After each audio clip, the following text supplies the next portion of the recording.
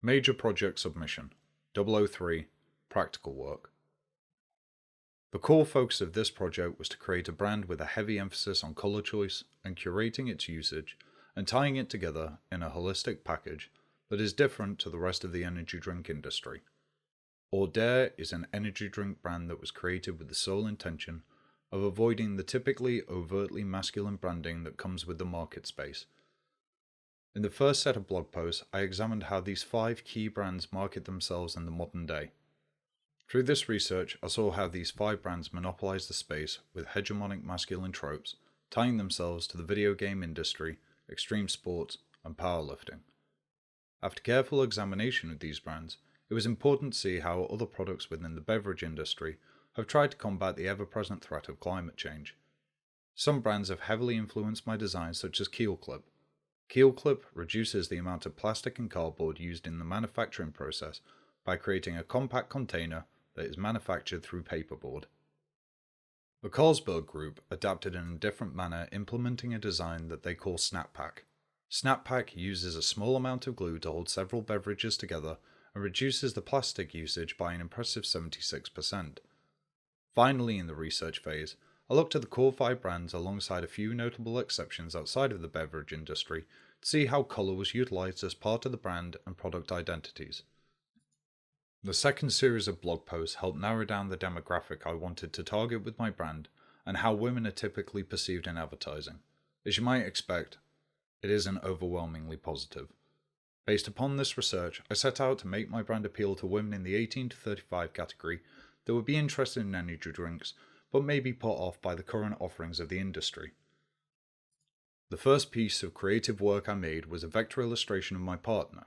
This was an experimentation to see how this art style may help to lead the brand. From here, I created several more vector-based pieces, but I felt this stylistic choice was too limiting and would force the brand down a specific route that I felt I was unable to properly deliver on.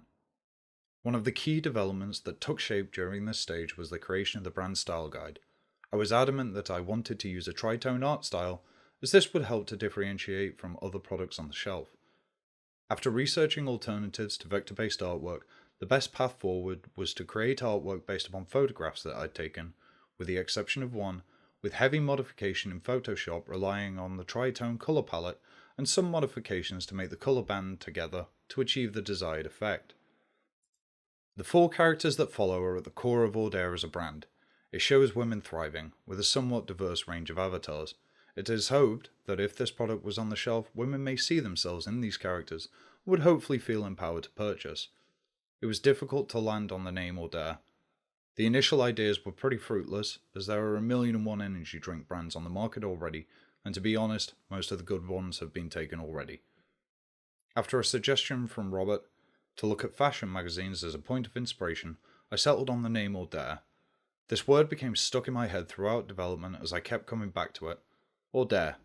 It's quite a pleasant word to say, and it fits nicely with a slogan. Ordair. Dare all day. As this brand is trying to buck the conventions set by the predominant brands, Ordair isn't overly aggressive like some of the potential names that I had considered, and it's nicely weighted to have an obvious midpoint at only 6 letters. Once the name and typeface had been selected, I started to work on the illustrations that would be present behind everything on the can to give it some visual appeal. The first few drafts of this weren't exactly what I was looking for. For example, the illustrations on screen, whilst aesthetically pleasing, don't really fit the vibe of the brand. It eventually felt obvious to vectorize the fruit that was present in each flavour, and I used Berry Burst as my experimentation ground.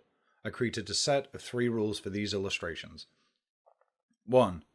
Be easily identifiable based on the shapes, in case a consumer doesn't have English comprehension skills, and as such may rely upon image recognition to inform their purchasing choices.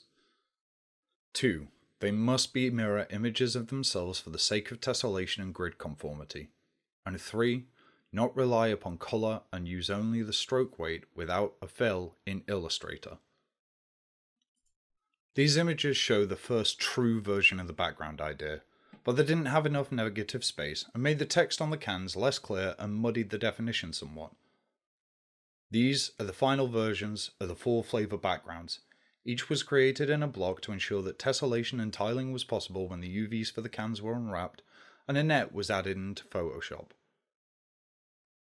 With these separate design elements created, I used the net taken from the can model to create a design template, allowing for simple swapping in and out of each design with relative speed and accuracy. On screen, each can is rotating through, showing the full face of each design.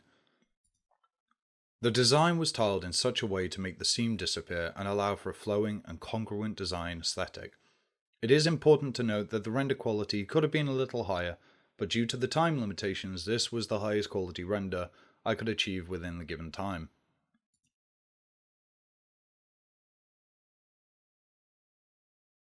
On top of the can. The design that's been implemented modifies the current design that is commonly found on most aluminium beverage tops.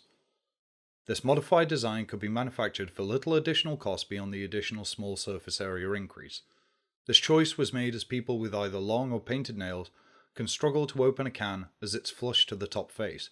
This design is slightly elevated to just below the rim of the can, ensuring the top won't accidentally be opened in a bag if the top comes into contact with anything else, and is wider to accommodate the width of a thumb.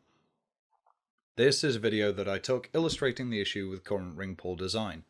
This is based on a real use case whereby my partner showed me a method for opening the can with the side of a thumb. This applies a bit of pressure and renders the thumb a little bit sore. This design would help to alleviate this issue, and this design could be implemented onto other products to allow ease of access for those afflicted by arthritis. Ultimately, without actually testing this in practice, it may be impractical to incorporate this design in real life. There are complex physics attached to the fulcrum action of the ring pull, and this is not something that I am qualified to speculate upon.